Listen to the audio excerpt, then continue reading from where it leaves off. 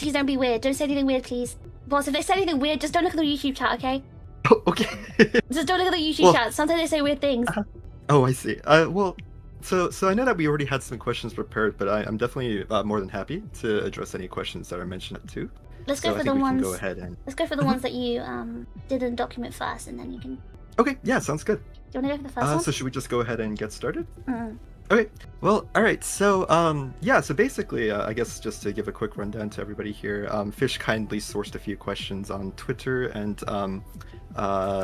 Mashimaro to ask any questions to me. So I'm happy to address them and kind of give some insight as to kind of what goes on behind the scenes, but also clear up any misconceptions or if you have any questions on how these things are run.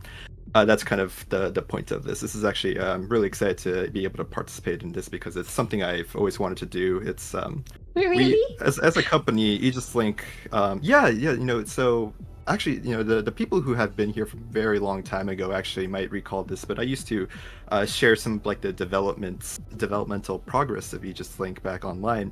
And I've unfortunately been a little bit too busy to maintain and keep those updated, but I do kind of like providing insight because one of the things with Aegis-Link is we do kind of value transparency so that our community knows kind of like what goes on to the extent that it's reasonable. And so, just giving more information on this is always, I think, very helpful. All right, so going on, so Jamie Asian 99 Kasser asked how hard is it for agencies to turn a profit without branching out into selling stuff like tea, coffee with the VTuber brands on them? Because merch, concerts, birthdays, etc. are all seasonal, but VTuber branded drinks or food, I'd imagine fans would buy over and over. So I think that's first of all, that's a really great question. And I think the brutally honest truth is that it is very, very, very hard for a VTuber agency to turn a profit, right? That's when you are making more money than you are actually. It does depend sort of on the business model and the developmental stage of the agency. And so for us, Aegis-Link, as we're still very much in the startup phase, we have only been profitable when you're looking at it from a month-by-month basis. So like how much money we spent that month versus how much money we made. We have only been profitable 2 months. And if you look at it on a quarter basis, right, that's 3-month intervals, we have never been profitable. And I think that's just kind of the, that is fully expected though. I think that's one of the things that, as being a startup agency is that, you should go into this fully expecting to not see a single cent in your wallets when it comes to the revenue or the profits, and any profits that you do make generally should be spent towards further developing that. No, sorry, I'm not sure if it's Jamie Asian 99 or Kasu, but they asked basically, they brought up also a few initial points like selling stuff. And it's the seasonal goods versus evergreen content, and merchandise. Merchandise, first of all, doesn't really have to be seasonal. It's something that you can make evergreen. Our partners kindly at Kawa, for example, are setting up things for us with respect to evergreen merch. So it is something that we could kind of sell over and over.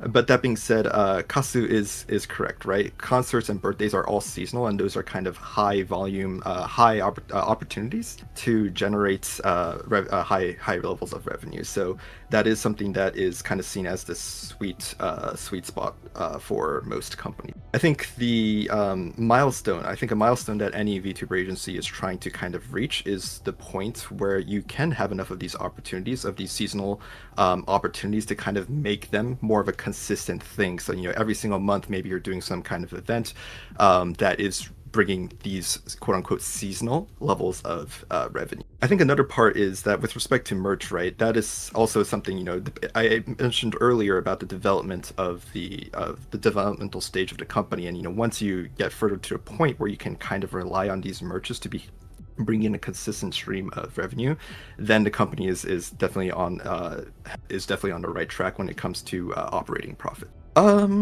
Anything else?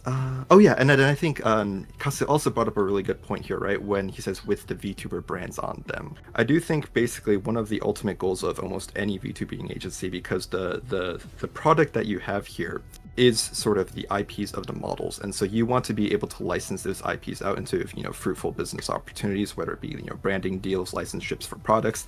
Those kinds of things are also, I think, kind of like the end game when it comes to the goals that VTuber agencies should have when it comes to generating a profit. So I think that is my initial response to that question. Should I move on to the next, or do people have questions on that point? I want to actually also chip in with something as well. So Yeah. you already mentioned, like how we don't when it comes to having this sort of agency, right? It's quite hard to turn a profit, especially in the first few years. I want to say that's actually very normal, and the companies that make profit, right? Again, remember I told you about the distinction between agency and company? They're usually making money from the other sectors of the company.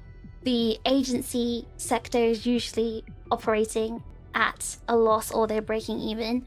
So again, they're usually making money through their merch sector or something like that.